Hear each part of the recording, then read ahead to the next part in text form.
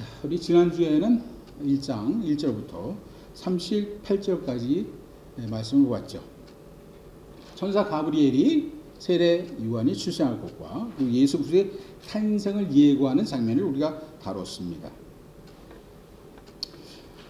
사가랴의 아내 엘리사벳이 아들을 낳을 것이라는 하나님의 메시지, 그리고 처녀 마리아에게는 뭐라고 말씀했습니까? 내가 잉태하여 아들을 낳으리니 그 이름을 예수라 하라, 이런 말씀도 전했죠. 이것이 1장 전반부 내용이었습니다. 자, 오늘은 1장 후반부 39절부터 80절까지의 말씀을 가지고 우리 같이 은혜를 나누도록 하겠습니다. 인간을 부류별로 나눈다면 어떻게 나눌 수 있을까요? 사람들은 사람을 평가하는 기준을 어디에 둡니까? 성공한 사람? 성공하지 못한 사람. 그런데 그 성공의 기준이 무엇인가가 또 애매하죠. 요즘 시대는 돈을 가지고 또 사람을 평가하는 경우가 많죠. 많고 돈이 많고 적으냐, 돈 많은 부자냐, 아니면 가난하냐. 또 이런 말도 하죠. 강남에 사느냐, 강북에 사느냐. 특히 사람을 평가하는 데 사용되는 잣대 중에 하나는 권력이라고 말할 수 있을 겁니다. 권력.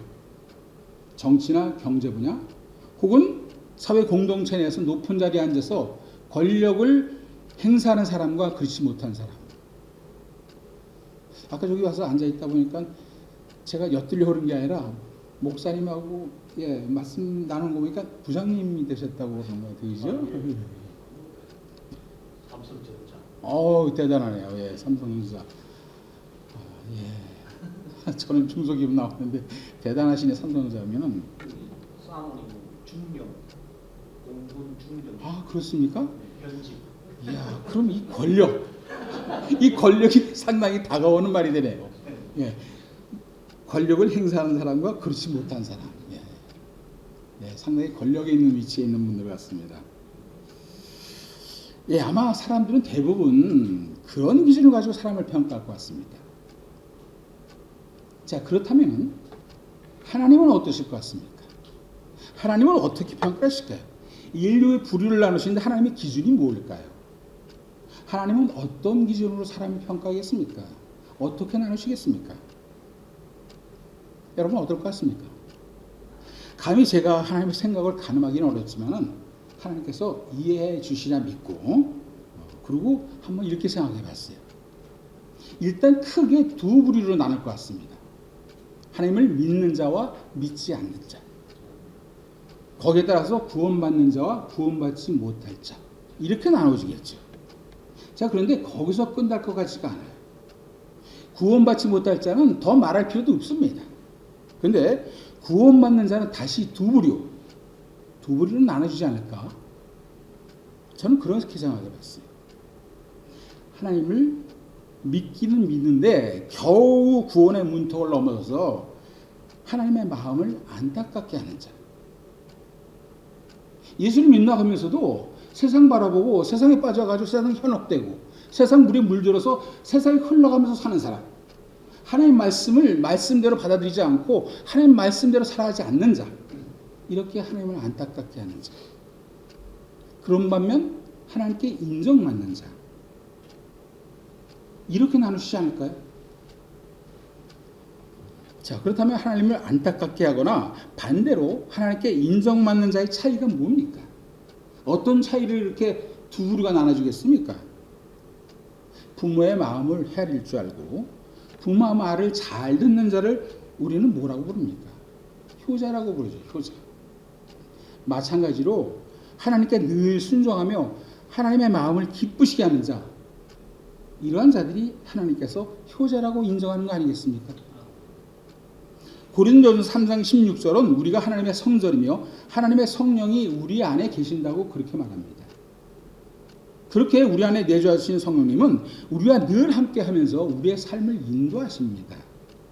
그리하실 때 그분께 온전히 순종함으로써 우리는 하나님을 기쁘시게 해드릴 수 있는 겁니다.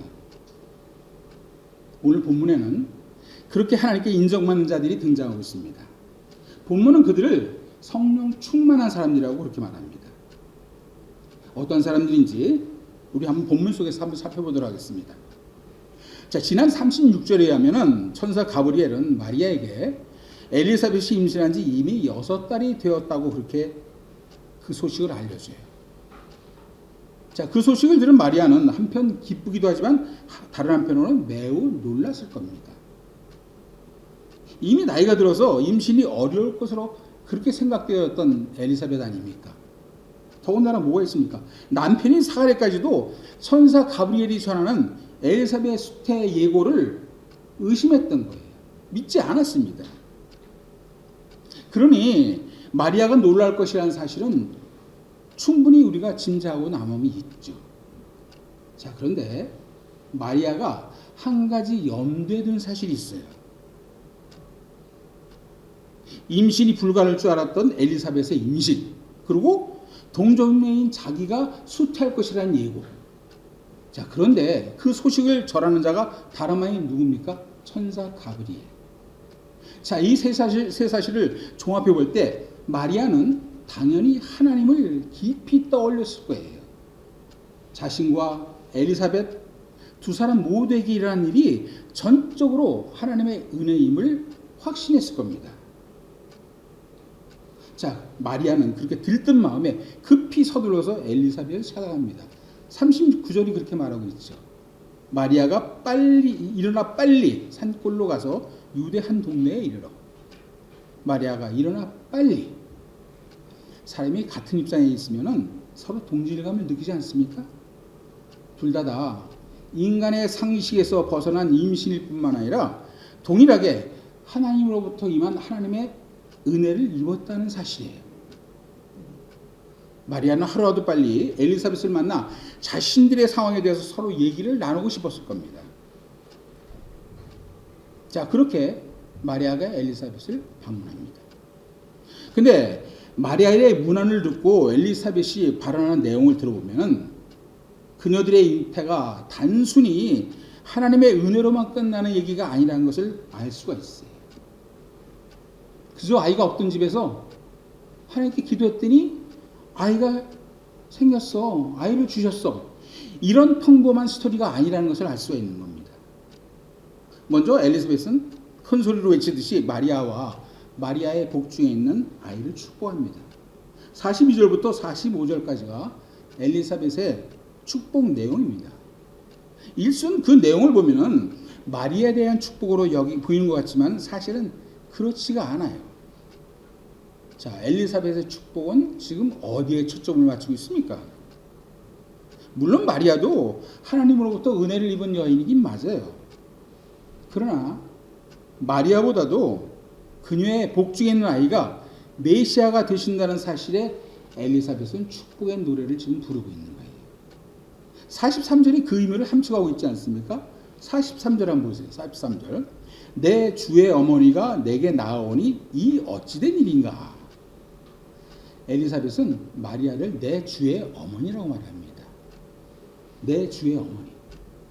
주의 어머니가 중요합니까? 아니면 내 주가 핵심입니까?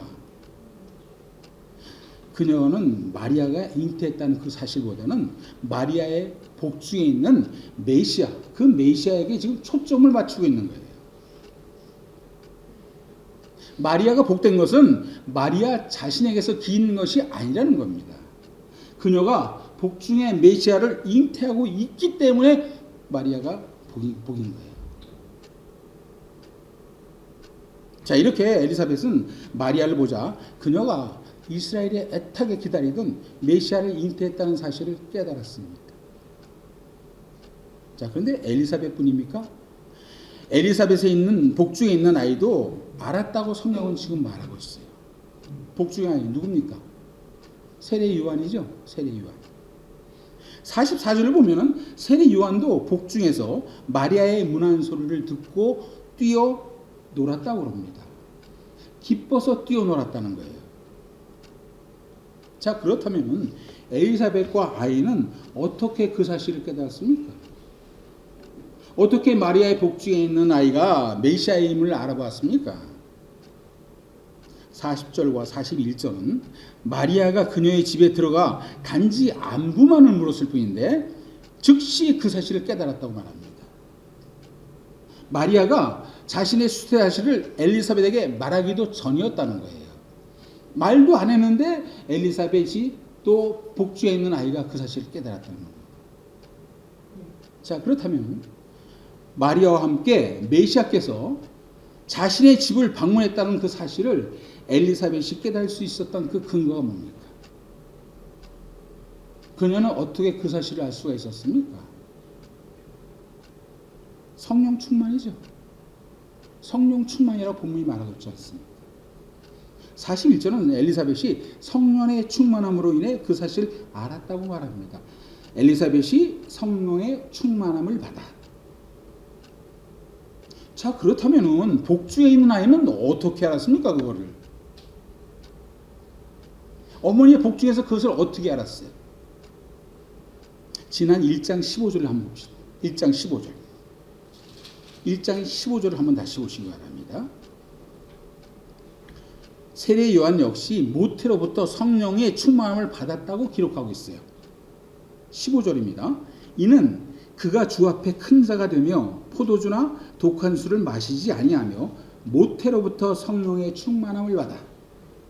모태로부터 성령의 충만함을 받아. 이 주의 길을 예비하는 자와 다르긴 다르네요. 그죠? 모태로부터 성령 충만 받았답니다. 여러분 가운데 모태로부터 성령 충만 받은 분 있습니까? 지금도 성령 충만 받지 못해가지고 가끔 안타까울 때가 많아요. 근데 세례 요한은 모태로부터 성령의 충만함을 받았다고 얘기합니다. 자, 이처럼 엘리사벳이나 복중에 있는 세례 요한이나 성령 충만함이 메시아를 알아보게 된 원인이었던 거예요. 성령 충만. 자, 그럼 성령 충만이란 뭘 말하는 겁니까? 성령 충만이 대체 뭡니까? 우리는 기도하면서 늘 그렇게 얘기하죠. 하나님, 성령 충만하게 해주십시오. 어떤 게 성령 충만입니까? 성령님의 능력이 강하게 역사하심으로 영적으로 신령이 강해지는 것. 영적으로 신령이 강해지는 것. 그 상태를 성령 충만이라고 말합니다. 사도행전 4장 8절에 하면 베드로는 성령이 충만하여 당시 기독교를 핍박하는 공회 앞에서 관리들과 장로들에게 담대하게 예수 그리스도를 전했다고 그렇게 말합니다. 베드로는 성령이 충만해요.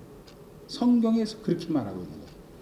또 스데반입니다. 스데반은 성령이 충만해서 자신에게 닥친 순교의 상황을 담대하게 받아들였다고 사도행전 7장 55절이 증거하고 있습니다. 스데반도 성령이 충만해서 순교의 그 상태를 받아들였다는 거예요. 성령이 충만해서 이렇게 영적으로 강해지는 것, 담대해지는 것, 강건해지는 것, 이게 성령 충만입니다. 또 한 가지 성령 충만의 의미는 성령님과 깊은 교제를 나누는 가운데 계속해서 신앙이 성장하는 상태를 말합니다. 그렇게 성장함으로 인해서 온 인격이 성령님에 의해서 완전히 지배되고 있는 상태, 그러한 상태를 성령 충만한 상태라고 말합니다. 간단히 말해서 뭡니까? 성령님께서 시키신 대로 하는 것, 하나님 말씀대로 살아가는 것, 온전히 순종하는 것, 이게 성령 충만이라는 거예요. 그게 성령 충만입니다. 자, 이렇게 성령 충만한 엘리사벳이 자신과 자신의 복중에 있는 아이를 축복했죠. 이제 누가 나섭니까? 이제는 마리아가 나섭니다. 마리아가 나서서 하나님을 찬양합니다. 이어지는 46절부터 56절까지가 그렇습니다. 여기가 하나님을 찬양하며 부르는 일명 마리아의 찬가에 해당합니다. 자, 먼저 마리아는 48절에서 자신을 비천한 여종이라고 표현합니다. 비천한 여종.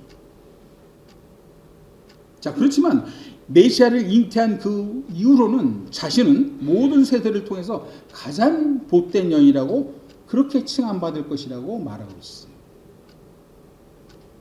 마리아는 왜 자신을 비천한 여종이라고 말하면서 노래를 시작했습니까? 마리아는 하나님께 인정받아서 메시아를 잉태할 정도로 하나님을 아주 잘 섬기는 그러한 여인이었어요. 매우 겸손한 믿음의 소유자였습니다. 그녀는 하나님 앞에 자신이 얼마나 보잘것없는 존재인가, 이러한 사실을 늘 인지하고 살았던 거예요. 그런 까닭으로 해서 그녀는 자신을 비천한 여종이라고 그렇게 하나님 앞에서 표현하는 것이죠. 자, 뿐만 아니라 마리아는 당시 자신의 삶의 환경이 남보다 비천하다는 사실, 그러한 사실, 거기에 기원해서 그렇게 표현했을 수 있습니다. 그녀는 유다 지파였습니다. 다윗 가문의 사람이었죠. 그런데 당시 다윗 가문은 이미 몰락하고 말았어요. 이름만 겨우 유지할 뿐이었죠. 명목만 유지하고 있었을 그러한 아버지 가문이었습니다. 또한 목수와 약혼할 정도로 그녀의 처지나 상황은 썩 좋지가 않았어요. 그녀의 삶은 아주 빈궁할 수밖에 없었습니다. 그러한 사실들이 그녀를 하여금 하나님 앞에서 자신의 비참함을 토로하게 만들었을 겁니다. 51절부터 53절이 그것을 암시하고 있지 않습니까? 51절부터 한번 보시기 바랍니다. 제가 읽어보겠습니다. 그의 팔로 힘을 보이사 마음의 생각이 교만한 자들을 흩으셨고 권세 있는 자를 그 위에서 내리치셨으며 비천한 자를 높이셨고 줄이는 자를 좋은 것으로 배불리셨으며 부자는 손으로 보내셨도다. 자, 이 내용에서 우리가 뭘 알 수 있습니까? 이러한 표현들은 몸과 가슴 속에 응어리가 져 있거나 비교적 낮은 계층에 있는 사람들, 비교적 낮은 계층에 있는 사람들이 할 만한 그러한 발언 내용 아닙니까? 그렇기 때문에 마리아는 자신을 비천한 여종이라고 이렇게 말합니다. 자, 그러나 마리아는 자신의 정체성에 대반전이 일어났다고 그렇게 말합니다. 비천한 자의 신분에서 인류를 구원하는 메시아의 어머니로 탈바꿈되어지는 놀라운 변화가 일어났다고 그렇게 노래합니다. 48절 하반절이 그렇게 얘기하고 있죠. 이제 후로는 만세의 날을 복이 있다 일컬으리로다. 예수 그리스도께서 이 땅에 다시 오시는 그날까지 그녀는 세상 곳곳에서 뭐라고 불립니까? 주의 어머니, 주의 어머니로 불려질 것이기 때문입니다. 이제 후로는 만세의 날을 복이 있다 일컬으리로다. 자, 이 말이 마리아의 이 발언이 교만함에서 나오는 표현입니까? 아니죠. 교만하다면 하나님께서 마리아를 택하지도 않으셨을 거예요. 그 다음 구절을 보면 그렇지가 않다는 사실을 알 수가 있죠. 마리아는 자신이 그렇게 복받은 근거를 어디에서 찾습니까? 어디에서 자기가 복받았다는 근거를 찾고 있습니까? 자신에게서가 아니라 하나님에게서 그 무엇인지 찾고 있는 거예요. 하나님에게서. 49절 상반절입니다. 49절 상반절. 능하신 이가 큰 일을 내게 행하셨으니. 마리아의 고백이죠. 교만에서 나온 게 아니라 마리아의 그 믿음의 고백입니다. 능하신 이가 큰 일을 내게 행하셨으니. 그녀는 전능하신 하나님께서 행하신 모든 예정과 계획을 찬양하면서 자신에게 주어진 영광을 하나님께 지금 돌리고 있는 거예요. 모든 영광은 하나님께. 자, 마리아가 지금 모든 예정과 계획을 찬양했습니다.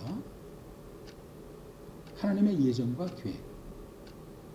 여러분 생각해 보셨어요? 하나님의 예정과 계획. 이게 참 놀랍지 않습니까?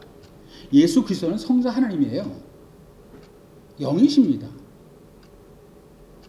어떻게 그분에게 인간과 똑같은 그 육신의 형체를 입히셨습니까? 그리고 그분을 이 땅에 보내셨어요. 어떻게 죄의 시를 받지 않도록 동정녀 마리아의 몸에서 태어나게 하셨습니까? 대체 그런 생각들을 어떻게 하실 수 있을까요? 놀랍지 않습니까? 예수 그리스도 통해서만이 구원을 얻을 수 있도록 처음부터 끝까지 그 모든 계획, 그 구원 방안, 놀랍지 않습니까? 저는 그거 생각할 때 상당히 놀라웠어요. 어떻게 그런 생각도 하실까?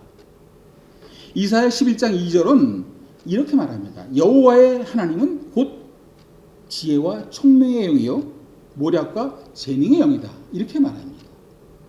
또 시편 147편 5절은 이렇게 말합니다. 우리 주는 위대하시며 능력이 많으시며 그의 지혜가 무궁하시도다. 그의 지혜가 무궁하시도다. 지혜시신 하나님만이, 지혜의 신이신 하나님만이 그런 놀라운 계획을 세울 수 있는 거 아닙니까? 그 계획의 수혜자가 누굽니까? 그렇게 세우신 계획의 수혜자가 바로 우리인 거예요. 이어서 마리아는 노래합니다. 하나님은 권능의 힘으로 교만한 자, 권세 있는 자, 부자들은 낮추는 대신에 비천한 자, 줄이는 자는 높인다고 말하십니다. 이 뭔 말하는 겁니까? 하나님은 약한 자와 강한 자를 공평하게 판단하시는 분이라는 거예요. 공의의 하나님이심을 말하고 있는 겁니다. 그 하나님은 약속하신 대로 아브라함과 그의 자손들 모두에게 영원토록 공의하실 것이라고 그렇게 마리아는 하나님을 찬양하고 있습니다. 여기서 말하는 아브라함의 자손들은 1차적으로는 유대인들을 가리키는 것이죠. 그러나 궁극적으로 볼 때 영적 이스라엘, 즉 하나님의 모든 백성을 의미하는 거라고 보시면 되겠습니다. 하나님의 모든 백성. 예수 그리스도가 이 땅에 오신 이유가 유대인뿐만 아니라 하나님의 모든 백성들, 온 인류를 구원하기 위해서 그래서 오신 거잖아요. 자, 이처럼 마리아 창가는 능력의 하나님, 공의의 하나님, 약속의 신실하신 하나님을 노래하고 있습니다. 절대 주권자 되시는 하나님을 찬양하고 있습니다.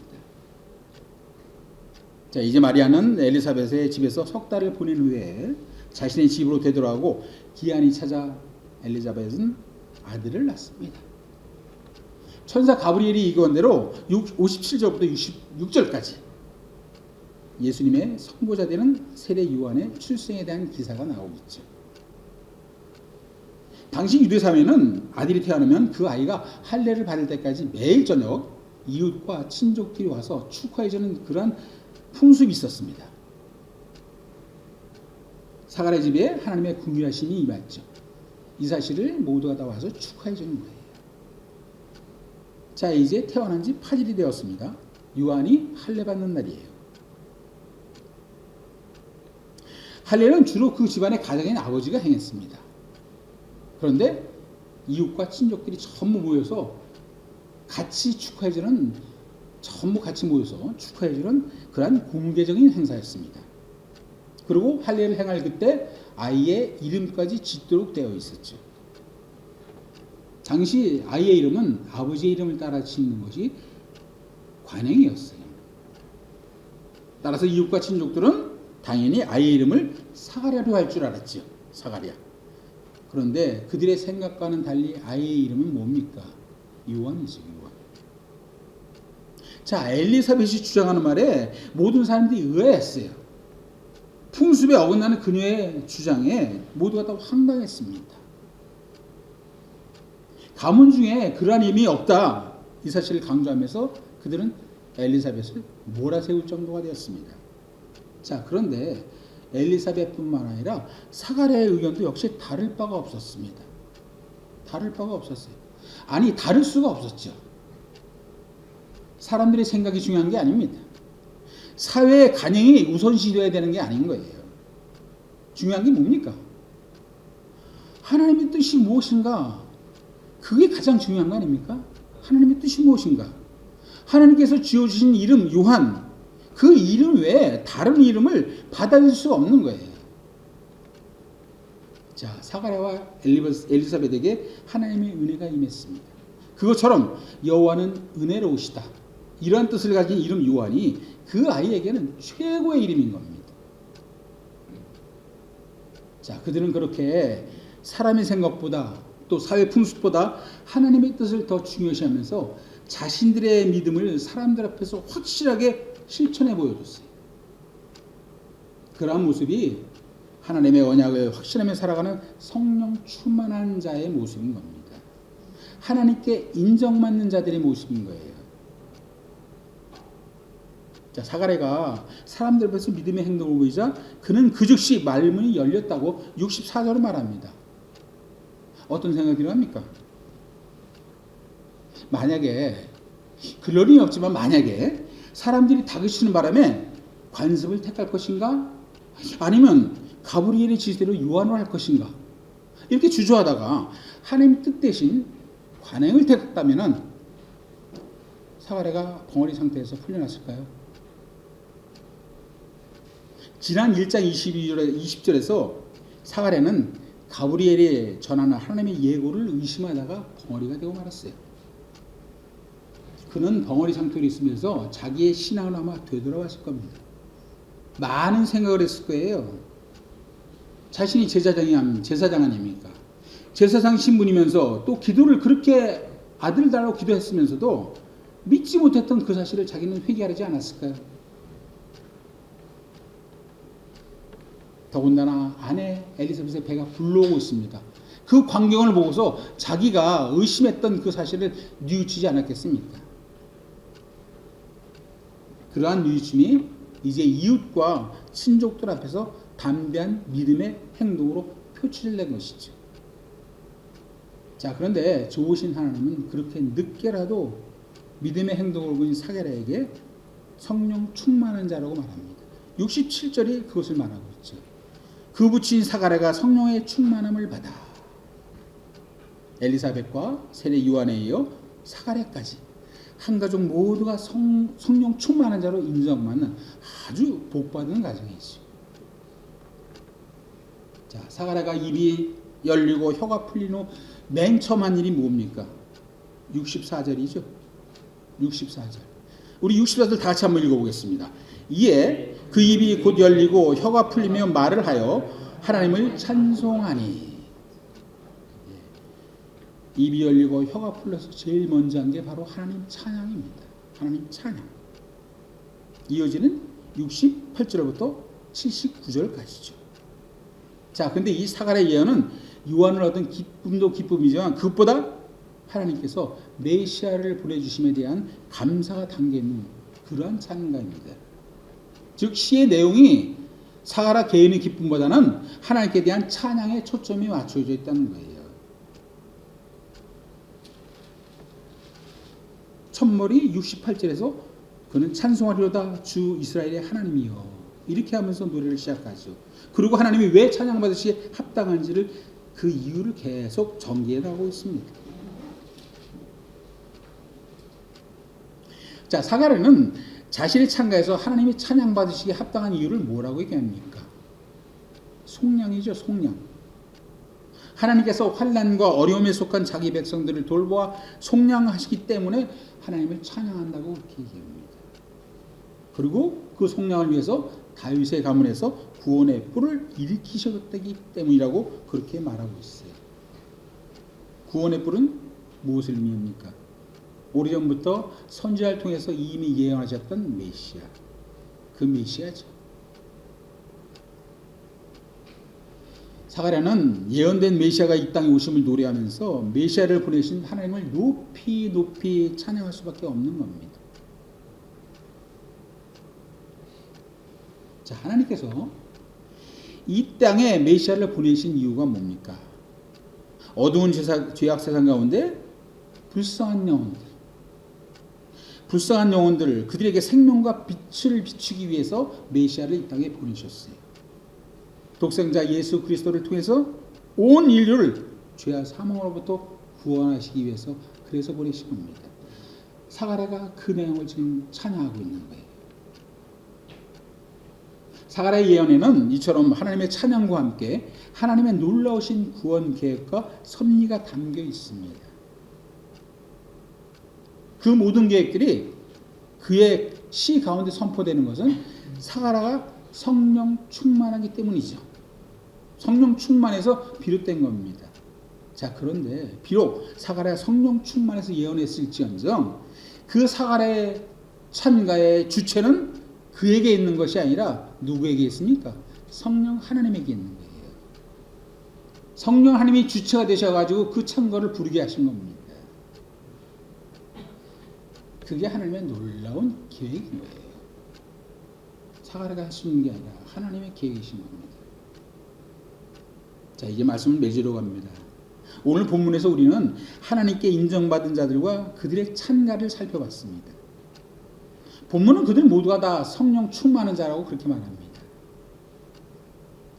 우리는 기도할 때 성령 하나님은 제 주인 되십니다. 저는 성령님의 종입니다. 이렇게 기도하죠. 그렇지 않습니까? 종은 주인이 시킨 대로 하는 겁니다. 주인의 뜻과 명령에 따라서 움직이는 게 바로 종의 본문인 거예요. 본문에 등장하는 엘리사벳과 세례 요한, 그리고 사가랴와 마리아, 그 외에 하나님께 충성된 종이라고 인정받던 자들은 모두 주인의 뜻에 따라 순종하며 살았던 성령 충만한 사람들이었습니다. 오늘 본문이 그거를 우리에게 말해주고 있습니다. 자, 우리 모두도 하나님 앞에 가는 날까지 성령 충만한 자로 하나님께 인정받는 자들 되기를 소망합니다. 기도하겠습니다.